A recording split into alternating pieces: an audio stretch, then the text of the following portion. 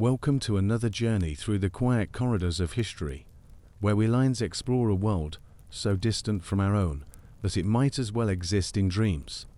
Tonight, we travel to the vast steppes of Asia, where the horizon stretches endlessly in all directions, and the only sounds are the whisper of wind through grass and the rhythmic thunder of hooves against earth. Imagine yourself settling into comfort as we venture back 8 centuries to a time when the greatest empire the world had ever seen was carved not from marble or stone, but from horseback. The Mongol Empire, a name that once struck terror into the hearts of civilizations from Eastern Europe to the Pacific Ocean, yet beneath the legend of conquest and the romance of nomadic freedom are a reality far harsher than most could imagine. As you relax and let your mind drift with the gentle rhythm of our story, picture the endless grasslands of Mongolia, where summer brings brief abundance and winter delivers months of bone-deep cold. Here, in this unforgiving landscape, ordinary men and women lived lives of remarkable endurance, bound together by traditions older than memory and driven by ambitions that would reshape the known world. Tonight, we'll walk, or rather, ride in their footsteps, experiencing the daily struggles that forged the hardest warriors history has ever known. We'll follow the extraordinary journey of a boy named Temujin, who would become the great Genghis Khan. We'll search for his lost tomb, one of archaeology's greatest mysteries, and finally, we'll step inside the luxurious yet precarious world of a Mongol Khan's court, where power and politics played out within walls of felt and silk. So settle deeper into your comforts, let the modern world fade away, and prepare to discover why, despite their legendary status, it truly sucked to be a Mongol horseman in the 13th century. The first pale light of dawn creeps across the steppe, and you wake not to the comfort of a warm bed, but to the familiar ache in your bones that comes from sleeping on hard ground with only a thin felt blanket between you and the earth. The morning air carries the sharp bite of early autumn, and frost glitters on the sparse grass around your small camp. Your horse, hobbled nearby, snorts and paws at the ground, its breath forming small clouds in the cold air. This is your reality as a Mongol horseman in the year 1220. There is no snooze button, no warm breakfast waiting, no roof over your head. There is only the endless routine of survival on the steppes, a way of life so demanding that it would break most modern people within days. You roll from your makeshift bed and immediately tend to your horse, not from sentiment, but from necessity. Your life depends entirely on this animal. Without it, you are nothing, not a warrior, not a herder, not even really a Mongol. The relationship between rider and mount runs deeper than companionship. It's a partnership forged by mutual dependence in one of the world's most unforgiving environments. Your breakfast, if you can call it that, consists of dried meat that you tear with your teeth, meat so hard and salted that it could last 4 months without spoiling. You wash it down with arag, fermented mare's milk that burns slightly as it goes down and provides the alcohol content necessary to kill harmful bacteria. To outsiders, arag tastes sour and strange, almost spoiled, but to you it's sustenance, medicine, and sometimes the only liquid available 4 days at a time. The fermented milk represents one of the many ingenious adaptations your people have made to survive in this harsh land. Fresh milk spoils quickly, but fermented milk not only lasts longer, it provides vitamins and probiotics essential for health when fresh vegetables are scarce or non-existent. The slight alcoholic content also helps to dull the constant discomfort of your existence, the aching joints, the chapped skin, the gnawing hunger that is your almost constant companion. As the sun climbs higher, you break camp with the practiced efficiency of someone who has done this thousands of times. Every possession must be secured, every trace of your presence erased, every piece of equipment checked and double-checked. There is no room for carelessness when you might not see another soul for weeks, and a broken stirrup or lost flint could mean the difference between life and death. The Mongol horseman's day revolves around an almost incomprehensible amount of riding. Modern people might think of a long drive as 5 or 6 hours in a car, but you regularly spend 12 to 14 hours in the saddle, day after day, 4 months at a time. Your legs become permanently bowed from this constant riding, your back curved, your hands permanently shaped to hold reins. The insides of your thighs develop thick calluses from the constant friction against leather and the horse's sides. The stirrups you use are short, forcing you to ride with your knees bent high, a position that provides excellent control and allows you to shoot arrows accurately while moving at full gallop, but which also places tremendous strain on your lower back and hips. After years of this riding style, many Mongol warriors develop a distinctive rolling gait when they walk, their bodies so adapted to horseback that they seem almost uncomfortable on their own feet. Your clothing reflects the practical demands of this nomadic lifestyle. You wear layers of wool and fur, garments that can be added or removed as the temperature changes throughout the day. The steppe climate is notorious for its extreme scorching hot at midday, freezing cold at night, with temperatures that can swing 40 degrees in a matter of hours. Your deel, the traditional Mongol robe, wraps around your body in a way that provides warmth while allowing freedom of movement, but it also traps the smells of horses, sweat, smoke, and the general accumulation of months without proper bathing. Personal hygiene, as modern people understand it, simply doesn't exist in your world. Water is often too precious to waste on washing, especially during the dry season when every drop must be conserved for drinking. You might go weeks without more than a cursory rinse, and soap is an unknown luxury. Your hair becomes matted and greasy, your skin develops a permanent pattern of dirt and windburn, and your clothes take on the musty, animal scent that marks all nomadic peoples. The constant exposure to the elements takes a brutal toll on your body. The sun at high altitude on the open steppe is merciless, causing your skin to become dark, leathery, and prematurely aged. The wind never stops as it drives dust into your eyes, nose, and mouth, chaps your lips until they crack and bleed, and creates a constant background whistle that becomes so familiar you notice its absence more than its presence. Winter brings its own special torments. Temperatures can plummet to 40 degrees below zero, and the wind can make it feel even colder. Your fingers become numb inside thick mittens, making it difficult to grip reins or handle weapons.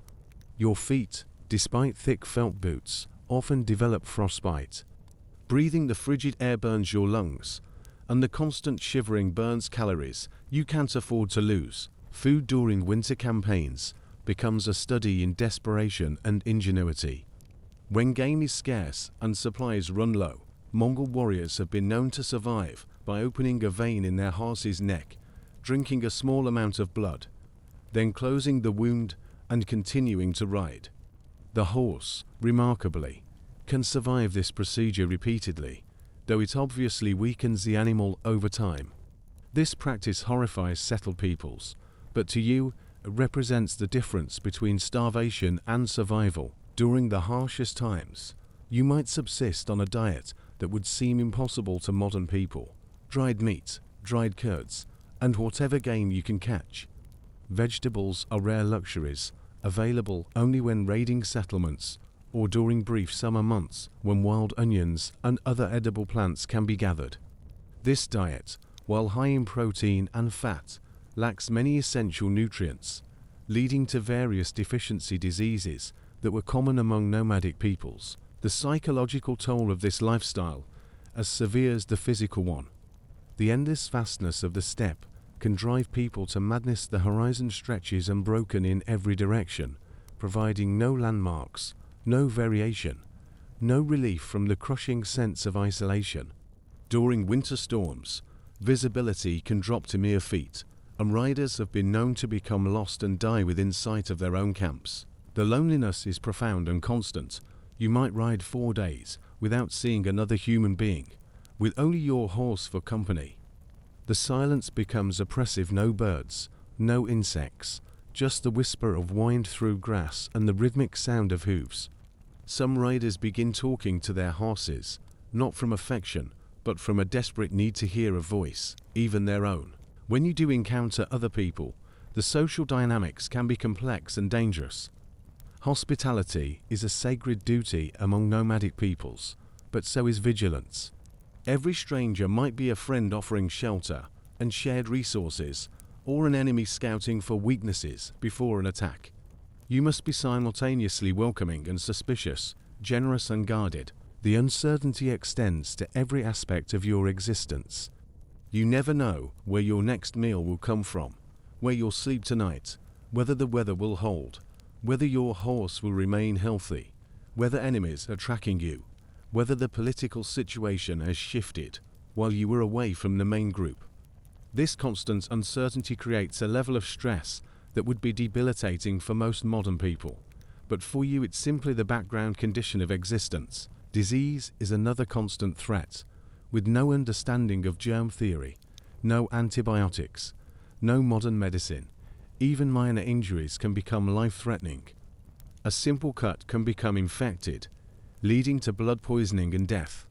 Dental problems, with no dentists for thousands of miles, can become agonizing, with the only solution being to knock out the offending tooth with a stone or knife handle. Respiratory ailments are common due to the constant exposure to dust, cold air, and the smoke from dung fires, the only fuel available on the treeless steppes.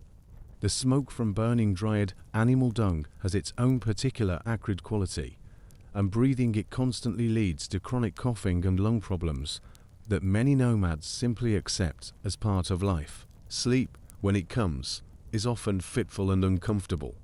You sleep on the ground with rocks digging into your back, or in the saddle during long forced marches, jolting awake every few minutes as your horse stumbles or changes pace. The fear of attack means you can never truly relax even in sleep. Part of your mind remains alert for the sound of approaching hooves or the snort of your horse detecting strangers. Dreams, when they come, often reflect the harsh realities of waking life. Dreams of warm food, clean water, soft beds, or simply staying in one place long enough to feel truly rested. But morning always comes, bringing with it the same routine of checking equipment, caring for your horse, choking down your meager breakfast, and setting out once again across the endless grass. The irony is that this brutal lifestyle created the most effective military force the medieval world had ever seen. The very hardships that made daily life so difficult also forged warriors of incredible toughness and endurance. A Mongol army could travel farther, faster, and with fewer supplies than any contemporary force.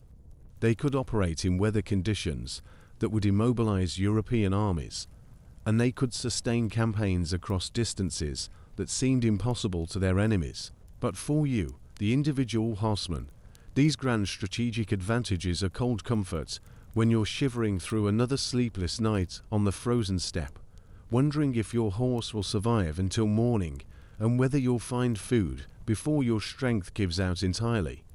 The empire may be glorious, but your life is measured in small victories.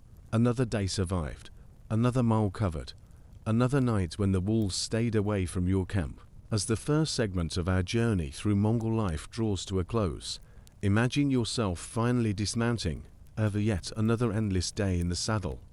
Your legs shake as your feet touch the ground, and it takes several minutes before you can walk normally. Your horse stands with its head hanging low, as exhausted as you are, both of you pushed to the very limits of endurance by the demands of nomadic life. Tomorrow will bring more of the same, more riding, more hunger, more cold, more uncertainty. But tonight, as you huddle close to your small fire built from dried horse dung, you can at least rest your weary bones and dream, perhaps, of the legendary leader whose vision would soon transform your harsh existence into something approaching greatness, a young man Temujin, who would become known to the world as Genghis Khan. In the vast silence of the Mongolian steppe, around the year 1162, a child was born who would grow to cast a shadow across half the known world.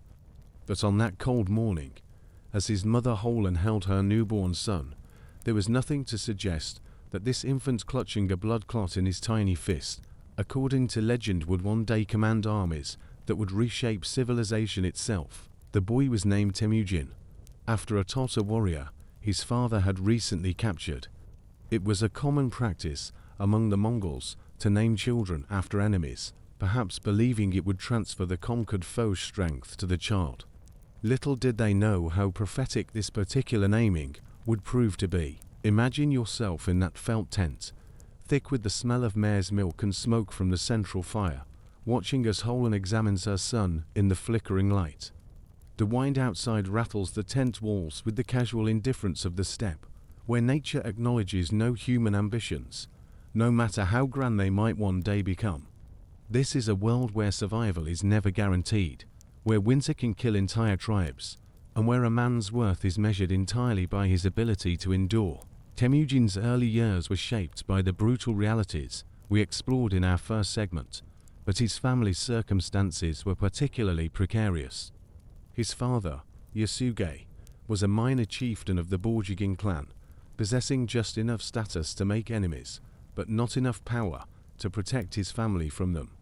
The Mongol tribes existed in a constant state of shifting alliances and blood feuds, where today's ally might become tomorrow's mortal enemy, based on nothing more than a perceived slight or a dispute over grazing rights. When Temujin was 9 years old, his father made a decision that would seem unthinkably harsh by modern standards, but which was perfectly normal for the time. He took the boy to the tribe of his intended bride, Bert, and left him there to work for his future father-in-law. This was not cruelty, but practical politics. Such arrangements sealed alliances and ensured that boys learned the skills they would need as adults. But as Yasuge rode home from this arrangement, he made a fatal error. He accepted hospitality from a group of Tatars, traditional enemies of his clan. The laws of the steppe demanded that travelers be fed and sheltered, but they said nothing about what might be added to the food. The Tatars poisoned Yasuge, and he died a slow, agonizing death over several days, his body racked with convulsions and fever as the toxins consumed him from within. Picture young Temujin receiving this news. In an instant, everything in his world changed. His father's death meant his family lost their protection, their status, their very identity within the tribal structure. Worse still, Yasuge's followers, rather than remaining loyal to his widow and children, simply melted away like snow in spring. They took their herds, their weapons, their allegiance, leaving Holland with 4 young sons, 2 daughters, and 2 stepsons to face the harsh steppe alone. The abandonment was swift and merciless. One morning, Temujin's family woke to find their camp almost deserted. The servants had vanished in the night, taking much of the livestock with them. Even relatives turned their backs, unwilling to share their resources with a family that could no longer offer protection or advantage. In the cruel mathematics of nomadic survival, sentiment was a luxury no one could afford. Holland, now a widow with limited options, faced a choice that no mother should have to make. She could remarry, possibly to a man who might mistreat or abandon her children, or she could attempt the nearly impossible task of keeping her family alive on her own. She chose independence, and in doing so, she chose a path of incredible hardship. The family was reduced to foraging like animals.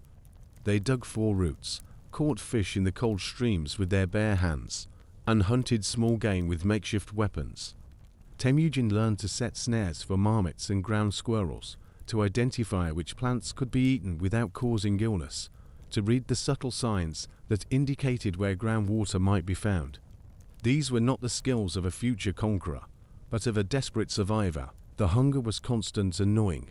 Modern people who have never experienced true starvation can barely imagine the way it dominates every thought, every decision, every waking moment. Your stomach cramps and burns. Your body begins to consume its own muscle for fuel. Your thinking becomes slow and muddled. For Temujin's family, this was not a temporary hardship, but a way of life that stretched on 4 years. During this period, an incident occurred that would reveal the steel beneath Temujin's surface. He and his half-brother Bekta were out hunting when they managed to catch a fish, a rare and precious source of protein. But when they returned to camp, Bekta claimed the largest portion for himself, ignoring the traditional sharing customs that were supposed to govern such situations. To make matters worse, He had been challenging Temujin's authority within the family 4 months, undermining his position as the eldest son of the first wife. That night, Temujin and his full brother Kasar decided that Bekta had to die. They stalked him like prey animals, approaching from different directions as he sat alone on a hill overlooking their grazing animals. When he saw them coming with their bows drawn, Bekta reportedly said, "Why do you want to destroy me? We have no friend but our shadows, no whip but our horses' tails. In this time, when we have no companions other than our shadows, why do you want to kill each other?" But Temujin and Kasar shot him down without mercy.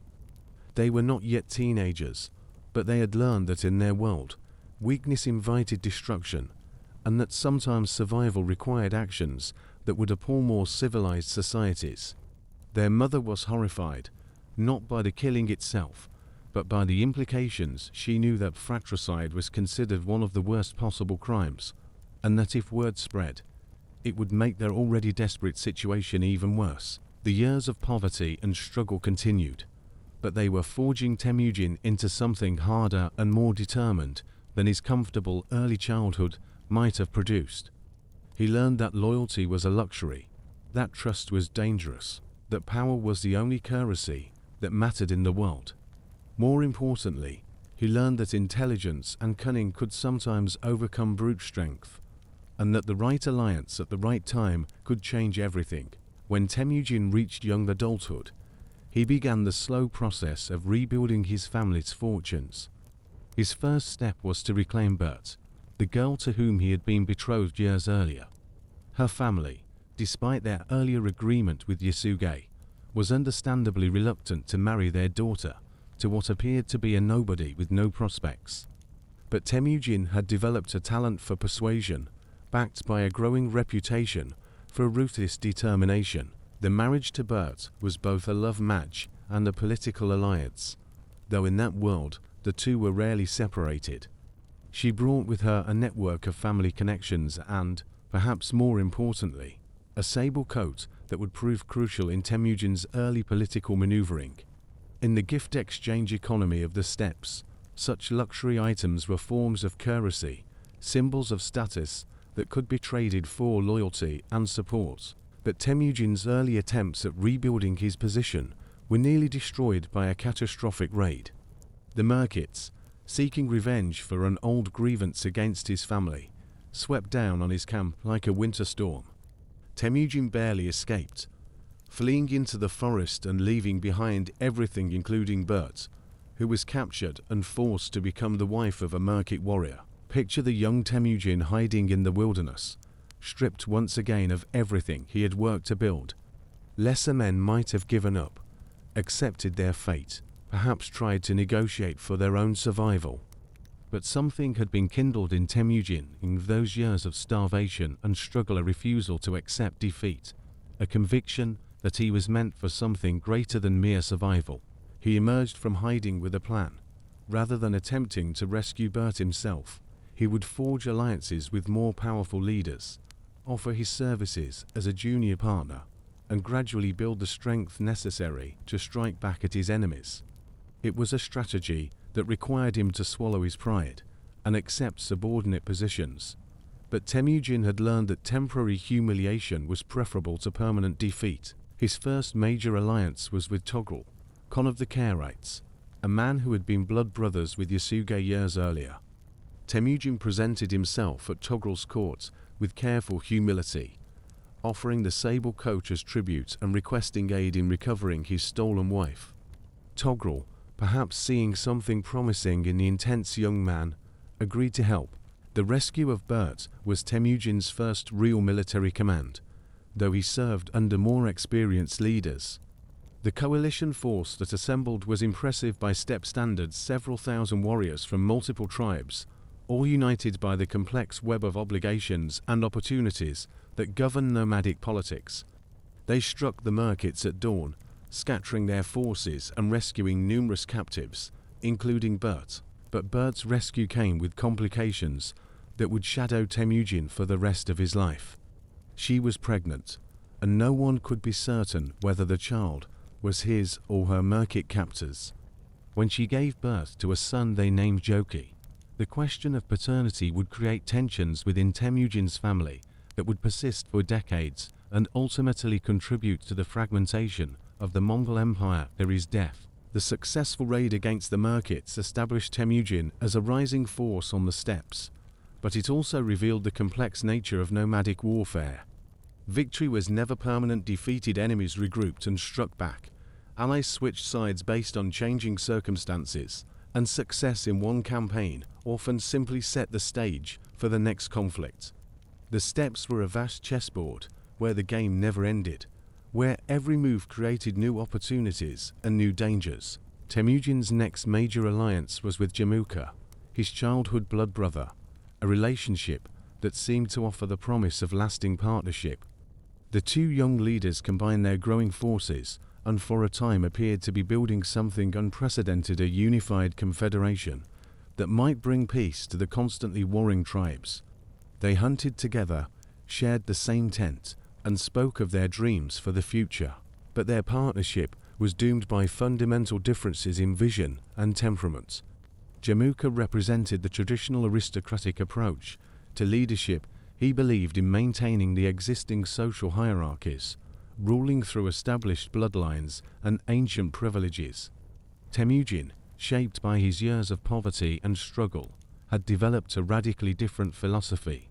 He believed that loyalty should be earned through merit, that talented individuals should be promoted regardless of birth, and that effective leadership mattered more than noble breeding. The break came suddenly and violently, after a horse-stealing incident escalated into a deadly confrontation. Temujin and Jamuka found themselves on opposite sides of a conflict that would define both their futures.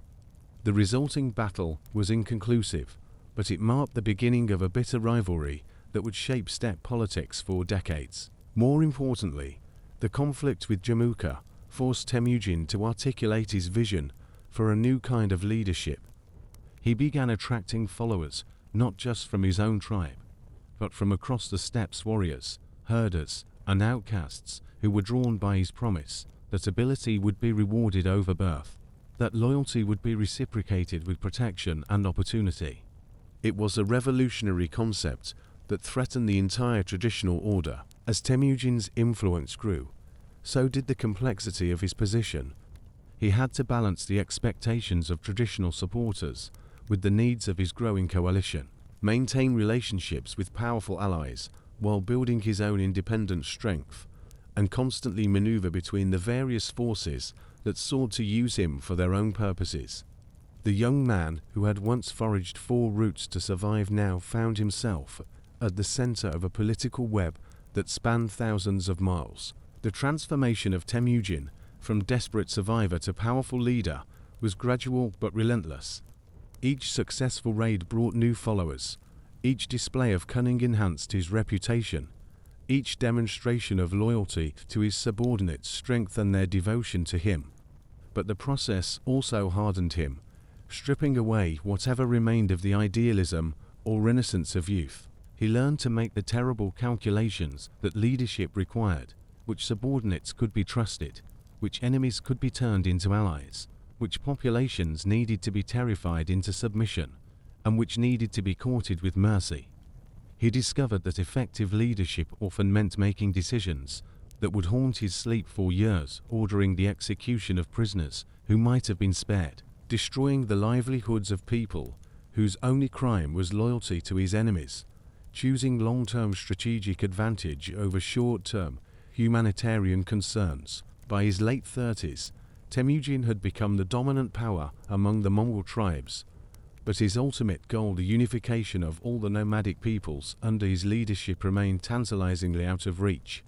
The final campaigns to achieve this unification were characterized by a level of violence and systematic destruction that shocked even the brutal standards of steppe warfare. Entire tribes were annihilated, their names erased from history, their bloodlines extinguished forever. In 1206, at a great gathering called a Kurultai, the assembled tribal leaders proclaimed Temujin as Genghis Khan, the universal ruler. He was now approximately 44 years old, his face weathered by decades of exposure to sun and wind, his body scarred by countless battles, his eyes holding the hard gleam of a man who had seen and done things that would have broken lesser spirits. But even as he accepted this ultimate honor, Genghis Khan understood that unifying the Mongols was only the beginning. The steppes could not support a population of warriors indefinitely. They needed new lands, new resources, new challenges to prevent the Confederacy from turning on itself. The stage was set for the conquests that would make his name synonymous with terror across 3 continents. As this segment of our journey through Mongol history draws to a close, imagine the former Temujin sitting in his great tent on that momentous day in 1206, surrounded by the banners of a dozen tribes, the air thick with the smoke of sacred fires and the scent of roasted meat. The starving child, who had once hunted mice for survival, now commanded an army that would soon bring emperors to their knees and reduce mighty cities to ash. Yet in quiet moments, perhaps he still remembered the taste of desperation, the gnawing hunger that had shaped his youth, the brutal lesson that in this world, only the strongest survive. Those memories, carved deep into his soul by years of hardship, would drive him to create an empire unlike anything the world had ever seen, an empire that would outlast his own life by centuries, but whose origins lay in the simple, desperate struggle of one boy to keep his family alive on the unforgiving steppes. The transformation was complete, but the greatest conquest still lay ahead, and with them, mysteries that would endure long after the last Mongol warrior had ridden into legend. In the summer of 1227, as the seasons turned on the endless grasslands that had shaped his youth, the most feared conqueror in human history felt death approaching like a winter storm on the horizon. Genghis Khan, now in his mid-60s, lay in his felt tent somewhere in the mountains of western Xia, his body finally succumbing to injuries and illness that even his legendary will could not overcome. But as his breathing grew shallow and his advisors gathered around him and flickering light of oil lamps, the great Khan's thoughts turned not to the vast empire he had built, but to a secret that would outlive him by 8 centuries and counting. Where would the universal ruler be laid to rest? And more importantly, how could his burial place be hidden from the countless enemies who would seek to desecrate his remains? Imagine yourself in that tent, heavy with the smell of leather and smoke, listening to the whispered conversations of generals and shamans as they discuss arrangements that must remain secret even from most of those present. Outside, thousands of warriors maintain their vigil, unaware that they are witnessing the end of an era. The wind carries the familiar sounds of a Mongol camp horse's snorting, felt tent walls flapping, the distant murmur of voices around cooking fires. But inside this particular tent, history is being made in hushed tones. According to the chronicles that survived, Genghis Khan gave specific instructions for his burial, though the exact details remain frustratingly vague. He was to be interred in secret, somewhere in the land of his birth, with ceremonies conducted according to the ancient traditions of the steppes. Most crucially, the location was to remain hidden forever, known only to a small circle of trusted followers who would take the secret with them to their own graves. The reasons for this extraordinary secrecy were both practical and spiritual. In the warrior culture of the steppes, desecrating an enemy's grave was considered the ultimate victory. It meant not only destroying the physical remains, but condemning the spirit to eternal unrest. Genghis Khan had enemies across 3 continents, powerful rulers and entire peoples who had suffered under his conquests, and would gladly revenge themselves upon his corpse if they could find it. But there were deeper, more mystical considerations as well. The Mongols believed that their great leader possessed a spiritual power that could be dangerous if not properly contained. His burial site needed to be chosen and prepared according to ancient shamanic traditions, with rituals that would ensure his spirit found peace, while preventing that same power from being stolen or misused by others. The funeral procession that carried Genghis Khan's body from his deathbed to his final resting place was itself shrouded in layers of deception and misdirection. Some accounts suggest that multiple processions set out in different directions, each one accompanied by armed guards and elaborate ceremony, making it impossible for potential grave robbers to know which one actually carried the Khan's remains. Picture this macabre parade: hundreds of warriors on horseback, their armor glinting in the harsh sunlight, escorting what appears to be a funeral cart covered in rich silks and felt. But is this the real funeral procession, or merely an elaborate decoy? Even the participants might not know for certain. The Mongols had learned that the most effective secrets are those where even the secret keepers are kept in the dark about crucial details. The most persistent legend claims that anyone who encountered the funeral procession was immediately killed to prevent them from revealing the route. This would include not only potential spies or enemies, but innocent herders, merchants, or travelers who simply had the misfortune to cross paths with the cortege. Such ruthless measures would have been entirely consistent with Mongol practices. They had never hesitated to sacrifice individuals for strategic advantage, and protecting their founder's grave would have been considered a strategic imperative of the highest order. Once the burial was complete, the efforts to conceal its location became even more elaborate and permanent. According to various accounts, the burial site was restored to its natural appearance, with grass replanted and stones scattered to match the surrounding landscape. Some stories claim that a river was temporarily diverted to flow over the grave, washing away all traces of human activity before being returned to its original course. But perhaps the most chilling detail concerns the fate of those who actually conducted the burial. Legend holds that the soldiers who carried out the interment were themselves killed by their escorts to prevent them from ever revealing what they had seen. The escorts, in turn, were reportedly killed by another group, and so on, creating a chain of death that ensured the secret died with each successive group of participants. Whether or not these extreme measures actually occurred, they reflect the extraordinary importance the Mongols placed on keeping their founder's grave hidden. The very fact that such stories arose and persisted suggests that the burial was indeed surrounded by unprecedented levels of secrecy and planning. The Mongols were practical people who understood that loose tongues could undo even the most carefully laid plans. Over the centuries that followed, the location of Genghis Khan's tomb became one of archaeology's greatest mysteries, attracting adventurers, scholars, and treasure hunters from around the world. The potential rewards for finding it are almost unimaginable. Not only would the discovery rewrite our understanding of Mongol burial practices and beliefs, but the tomb would likely contain artifacts and treasures of incalculable historical value. Various expeditions have searched for the tomb using every available technology and technique.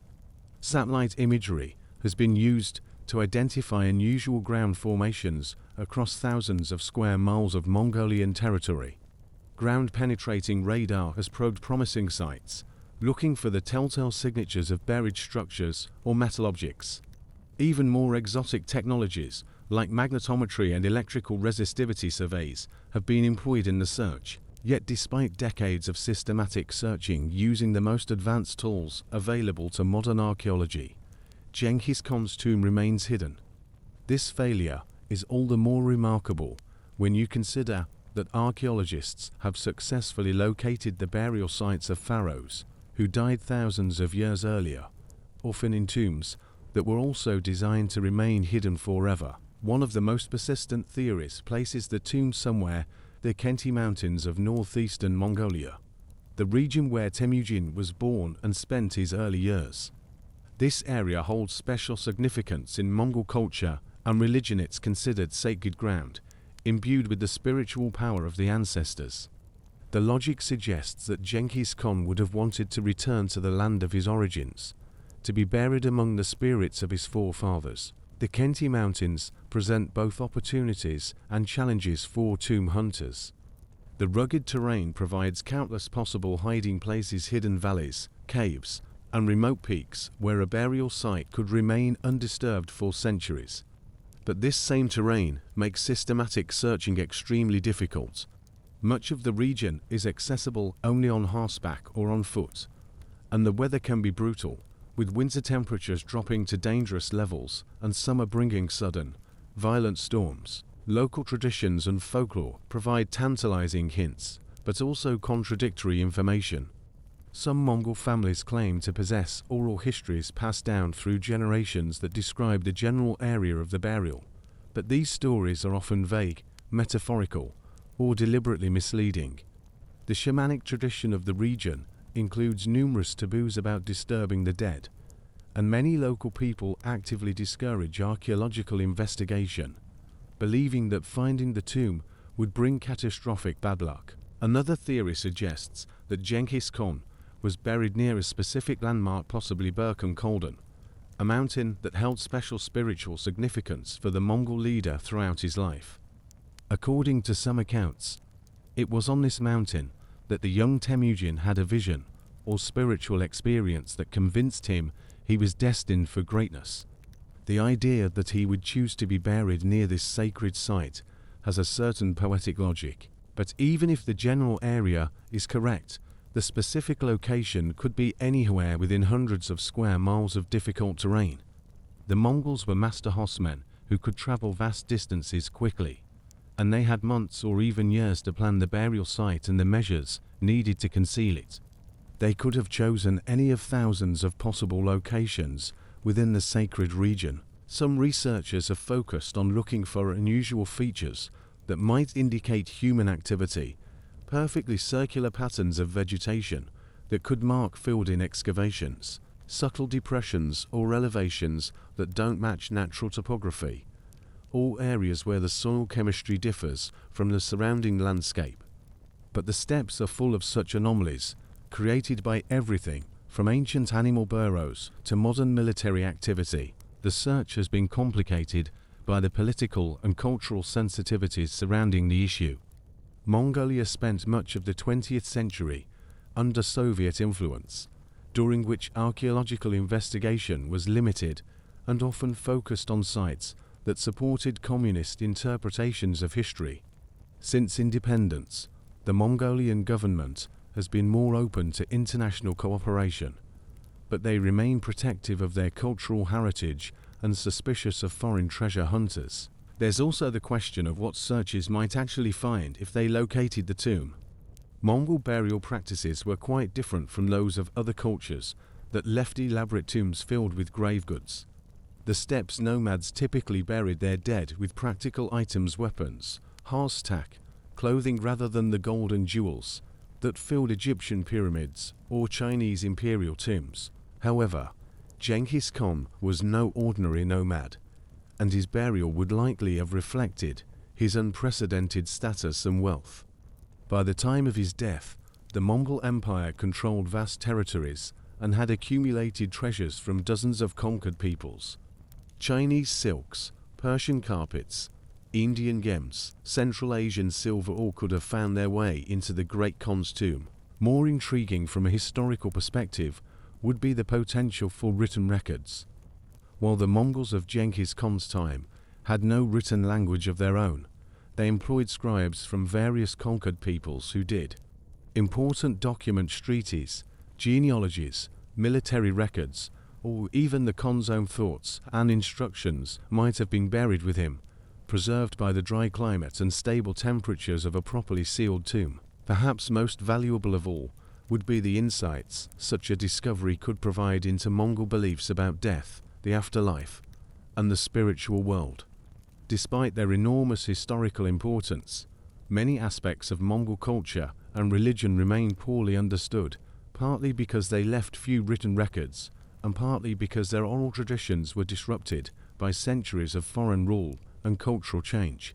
But there's another possibility that tomb hunters rarely discuss openly. What if the tomb has already been found? What if some expedition, official or unofficial, located Genghis Khan's burial site but chose to keep the discovery secret? Given the political sensitivities, the potential for international disputes, and the logistical challenges of properly excavating and protecting such a site, there might be good reasons to delay any public announcement. Such secrecy would be entirely consistent with the Mongol approach to the burial in the first place. Perhaps Genghis Khan's final victory is that his tomb remains hidden through ancient deception, but through modern discretion protected by the same kind of calculated secrecy that his followers employed 8 centuries ago. As you contemplate this enduring mystery, imagine the great Khan's remains lying somewhere beneath the vast grasslands, undisturbed by the passage of time. Around him, perhaps, lie the weapons that conquered empires, the treasures of a dozen kingdoms, and the secrets of one of history's most successful military leaders. The wind still whispers through the grass above, carrying no hint of the momentous history buried below. The search continues, driven by the same combination of ambition, curiosity, and obsession that has motivated explorers for centuries. Each new expedition brings better technology, more sophisticated techniques, and fresh theories about where the tomb might be hidden. But the steppes keep their secrets well, and Genghis Khan's final resting place remains as elusive today as it was on that summer day in 1227, when his followers first sealed the grave and began the long process of forgetting where they had left their greatest leader. Perhaps that's as it should be. In life, Genghis Khan commanded through fear, respect, and the irresistible force of his personality. In death, he continues to command through mystery, drawing seekers from around the world to the land of his birth, where they wander the ancient grasslands, still searching for a secret that may never be revealed. The tomb remains hidden, waiting in the silence of the steppes, while above ground the seasons turn as they always have, and the descendants of Mongol horsemen still ride across the endless grass, carrying their own secrets and stories into an uncertain future. The morning sun casts long shadows across the encampment as you approach the great tent that serves as the palace of a Mongol Khan. But this is no ordinary yurt even from a distance. You can see that this dwelling represents power on a scale that defies the nomadic traditions from which it springs. The felt walls rise higher than those of common herders, supported by an intricate lattice of painted wooden poles that gleam with lacquered designs. Rich hangings flutter in the breeze, and the smoke rising from the crown opening carries the scent of exotic woods and incense rather than the familiar smell of dried dung. As you draw closer, the true scale of the Khan's mobile palace becomes apparent. What appeared to be a single massive yurt is actually a complex of interconnected structures, each serving different ceremonial and practical functions. The central tent, where the Khan holds court and receives important visitors, is surrounded by smaller, but still impressive dwellings that house his wives, his most trusted advisors, and the various specialists who make his nomadic court function. Imagine yourself pausing at the threshold, taking in the careful choreography of power that surrounds you. Guards in silk-lined armor stand at precise intervals, their faces impassive, but their eyes constantly moving, assessing every person who approaches. Servants move with practiced efficiency, carrying trays of food, rolls of precious carpets, and ornate weapons that gleam with gold inlay. The very air seems to hum with the tension of a place where a single word can determine the fate of kingdoms. The entrance to the great tent is marked by an elaborate doorway that serves both practical and symbolic functions. The wooden frame is carved with intricate patterns representing the Khan's genealogy, his military victories, and the spiritual forces that protect his rule. Hanging from this frame, strips of silk and felt in the sacred colors: white for purity, blue for the eternal sky, red for the blood of enemies that flutter constantly in the steppe wind like prayer flags carrying messages to the spirit world. Before entering, you must observe the complex protocol that governs access to the Khan's presence. Your weapons, if you carry any, must be surrendered to designated guards who catalogue each item with the meticulous attention to detail that prevents assassination attempts. Your clothing is examined, not just for concealed weapons, but for signs of your status, your tribal affiliation, and your reason for seeking audience.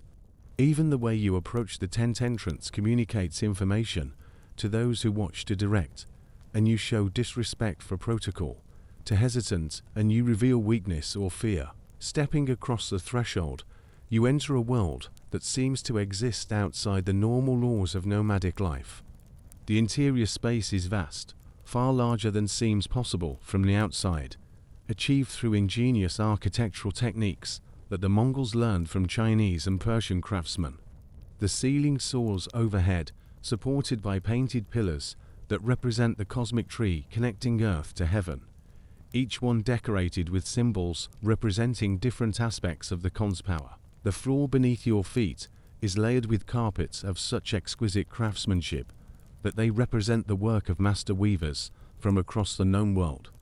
Persian silk carpets with intricate floral patterns lie beneath Chinese silk rugs depicting dragons and phoenixes, which in turn rest upon felt carpets made by Mongol artisans using techniques passed down through generations. The layering serves both practical and symbolic purposes. It provides insulation against the cold earth while displaying the wealth and reach of the Khan's empire. The lighting inside the tents creates an atmosphere of carefully controlled drama. During the day, sunlight filters through windows made of translucent materials, sometimes oiled felt, sometimes silk so fine it seems to glow. Oil lamps and braziers provide additional illumination, burning expensive oils that fill the air with exotic fragrances.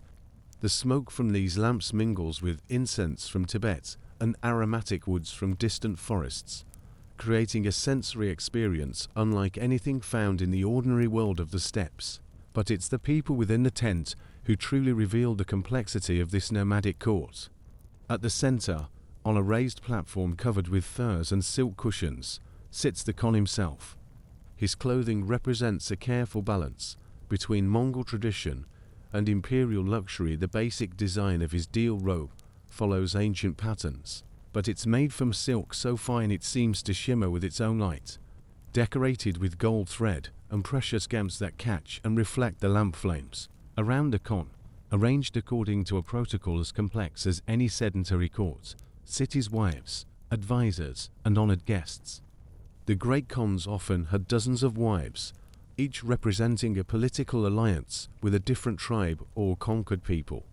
Their seating positions, the richness of their clothing, and even the angles at which they sit communicate their current status within the complex hierarchy of the court. The senior wife, often called the Great Cotton, occupies a position of particular importance.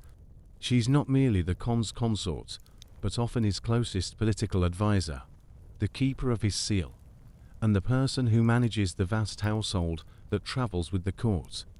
Her tent may be nearly as elaborate as the Khan's own, and her word can determine the fate of generals and governors.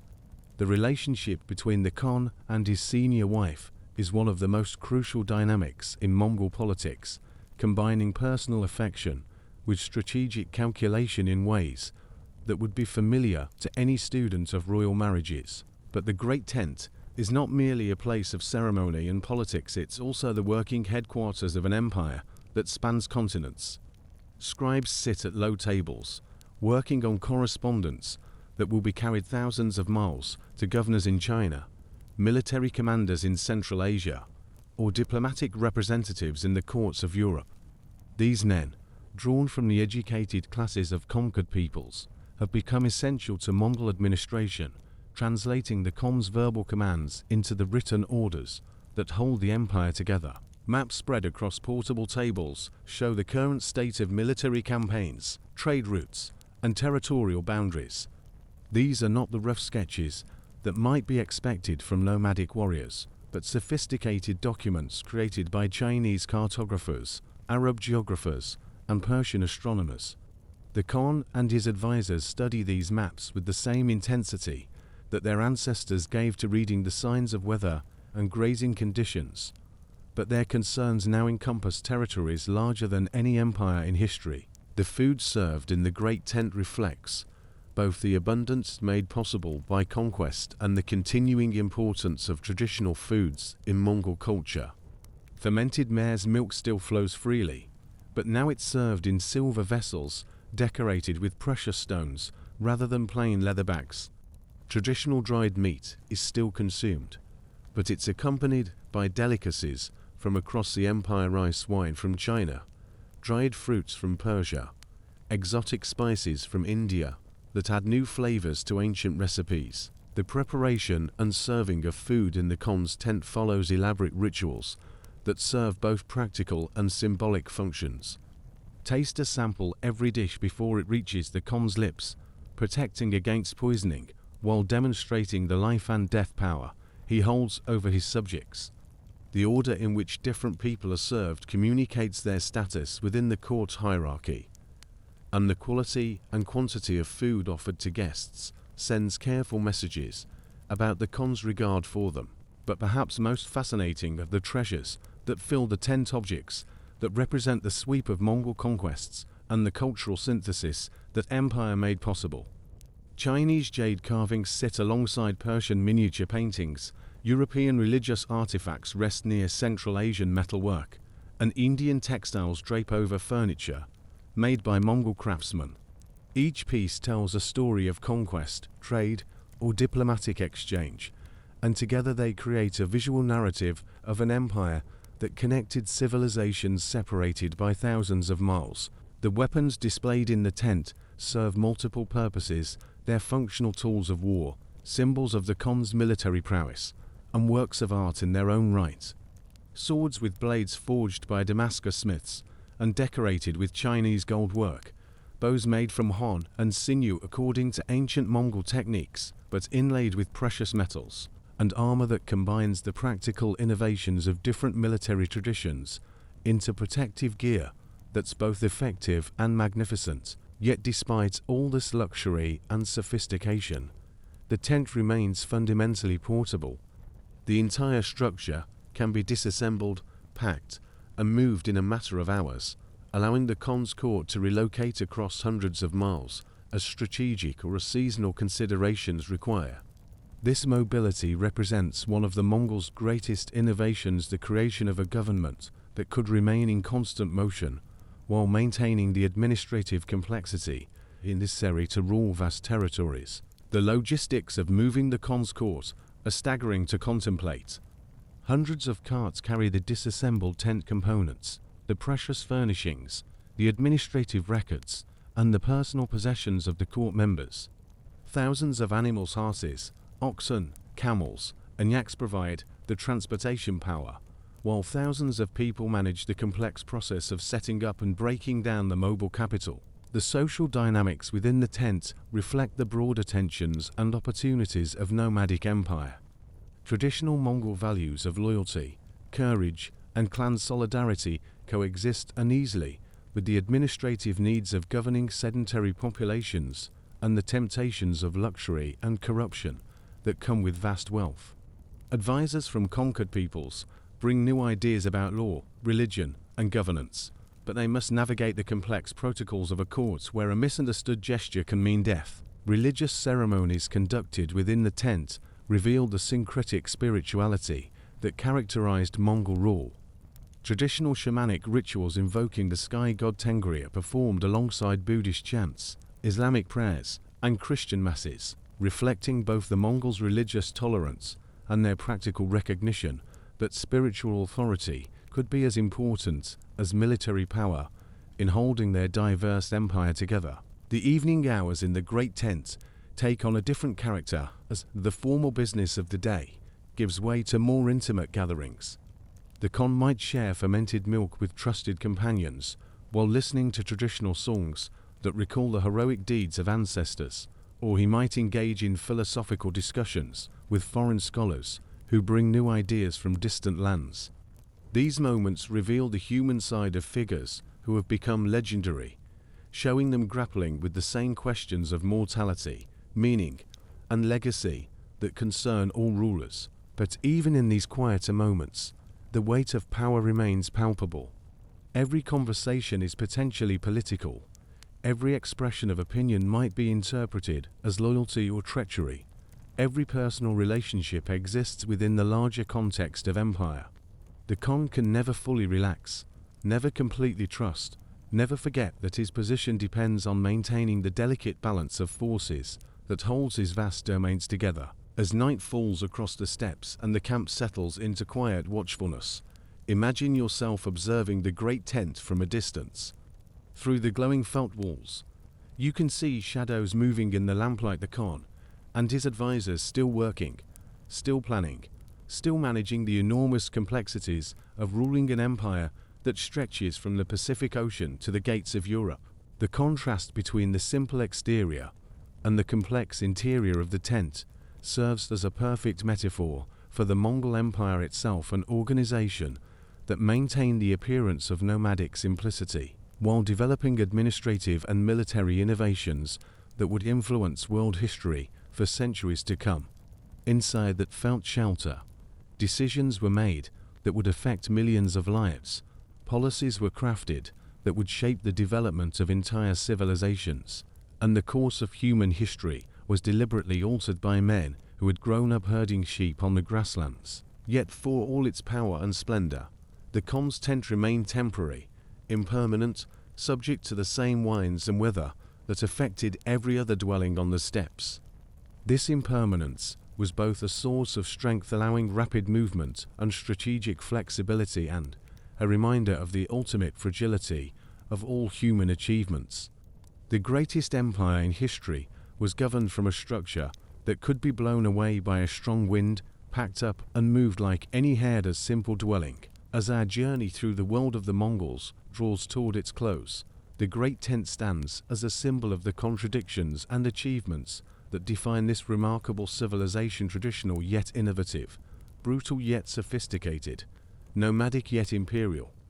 Within its felt walls, the ancient world of the steppes met the complex demands of empire, creating something entirely new in human history, while remaining fundamentally rooted in the harsh realities of nomadic life that we explored at the beginning of our journey. As the last embers of the cooking fires fade to glowing ash across the vast encampment, and the sounds of the great Khan's court settle into the quiet rhythms of night, our journey through the world of the Mongols draws to its gentle close. The wind that has been our constant companion throughout this exploration continues its eternal passage across the grasslands, carrying with it the echoes of voices that spoke 8 centuries ago, the whispers of ambitions that reshaped the world, and the enduring mystery of lives lived so differently from our own. We began our journey among the ordinary horsemen whose daily struggles forged the hardest warriors history has ever known. We felt the bite of winter wind, tasted the sour burn of fermented mare's milk, and experienced the bone-deep exhaustion that came from spending 14 hours a day in the saddle across terrain that seemed to stretch beyond the edge of the world. In their suffering and endurance, we glimpsed the foundation upon which one of history's greatest empires was built, not on grand strategies or technological innovations, but on the simple, brutal fact that these people had learned to survive where others would perish. From those harsh beginnings, we followed the remarkable transformation of a starving boy, Temujin, into the universal conqueror, known as Genghis Khan. His story reveals how personal tragedy and desperate struggle can forge character of extraordinary resilience and vision. The child who once hunted mice for survival became the man who commanded armies that would humble emperors and reduce mighty cities to ash. Yet even at the height of his power, he remained shaped by those early lessons in hunger, betrayal, and the absolute necessity of strength in a world that showed no mercy to the weak. We searched for his lost tomb across the endless grasslands, following clues and legends that have tantalized archaeologists for centuries. In that continuing mystery, we found something profound about the nature of power and memory, how a man who conquered half the known world could arrange to vanish so completely that his final resting place remains unknown, despite 800 years of searching. Perhaps there is poetry in this disappearance, a final demonstration that even the mightiest ruler is ultimately subject to the same forces of time and forgetfulness that claim us all. Finally, we stepped inside the great tent of a Mongol Khan, where we discovered the sophisticated fusion of nomadic tradition and imperial luxury that characterized Mongol rule at its height. In that felt palace, constantly moving across the steppes, yet containing the administrative heart of the largest empire in human history, we saw how the children of the grasslands transformed themselves without losing their essential character, remaining nomads even as they governed settled peoples, maintaining their mobility even as they administered vast territories, preserving their ancient values even as they adapted to unprecedented wealth and power. Throughout our journey, we have been accompanied by contrasts that illuminate the unique character of Mongol civilization. These were people who could survive on dried meat and fermented milk 4 months at a time, yet who created courts of unparalleled luxury, filled with treasures from across the known world. They were warriors who showed no mercy to enemies, yet who established the most tolerant multi-ethnic empire in medieval history. They remained illiterate nomads, while creating administrative systems of remarkable sophistication and efficiency. Perhaps most remarkably, they achieved all of this while maintaining their fundamental identity as children of the steppes. The great Khans, who ruled from China to Persia, never forgot that they were horsemen first, never lost their connection to the grasslands that had shaped their ancestors for millennia. Even at the height of their power, they could pack up their entire court and ride away, leaving behind palaces and cities to return to the simple life of herders and hunters that remained their spiritual home. As you settle more deeply into your own comfort, far removed from the harsh realities we have explored, consider the strange relationship between hardship and achievement that the Mongol story reveals. The very conditions that made daily life so difficult for ordinary horsemen in extreme climate, the constant mobility, the absence of luxury or ease, also created the qualities that made possible their unprecedented military success. They succeeded not despite their difficult circumstances, but because of them. In our modern world of comfort and convenience, we rarely face the kind of absolute challenges that shaped Mongol character.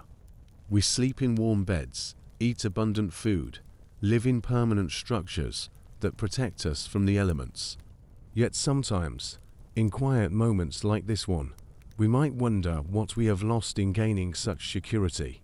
The Mongols possessed a kind of hardness, a resilience and self-reliance that seems almost superhuman by contemporary standards, but they also lived with a level of uncertainty and suffering that most modern people would find unbearable. Their children died regularly from diseases we can now prevent with simple vaccinations. Their women endured hardships in childbirth that would horrify us today. Their elderly often faced starvation when they became too weak to contribute to the group's survival. The price of their remarkable achievements was measured in forms of human suffering that we have largely eliminated from our own experience. As the night deepens around us and the vast Mongolian sky spreads its canopy of stars overhead, we can appreciate both the magnitude of what the Mongols accomplished and the cost at which it came. They created an empire that connected east and west for the first time in history, facilitating trade and cultural exchange on an unprecedented scale. They established principles of religious tolerance and meritocratic advancement that were centuries ahead of their time.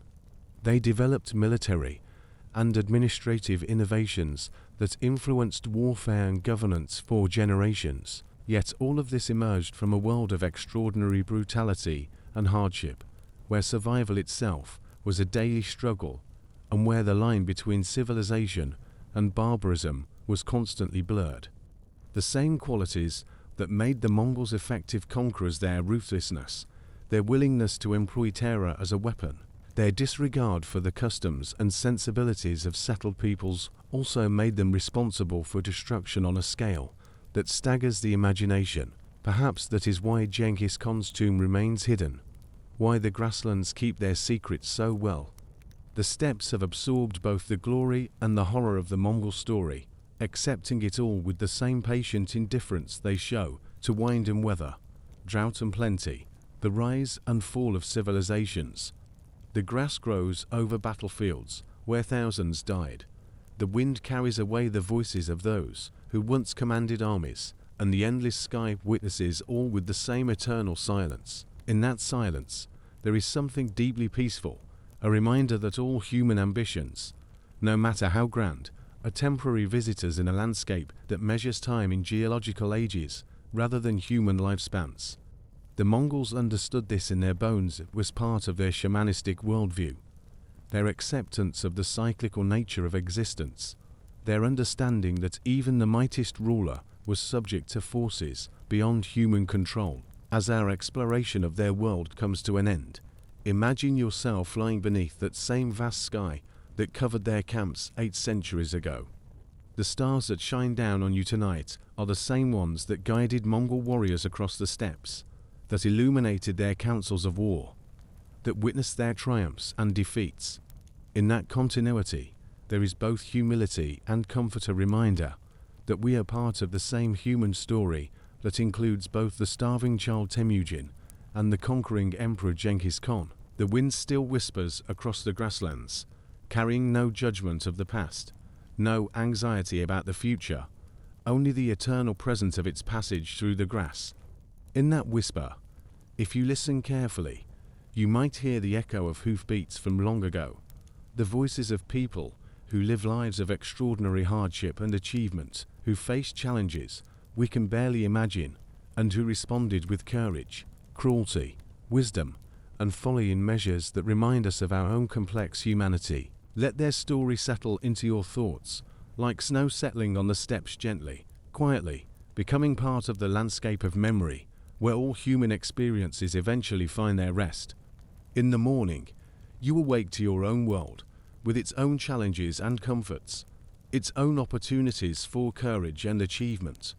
But tonight, you carry with you the knowledge of what it meant to be a Mongol horseman, to follow Genghis Khan across the known world, to live and die under the vast sky of the steppes. Sleep well, knowing that the grass still grows in Mongolia, that horses still run free across the endless grasslands, and that somewhere beneath that ancient soil, the secrets of the greatest empire in history wait patiently for the wine to tell their story to anyone who knows how to listen.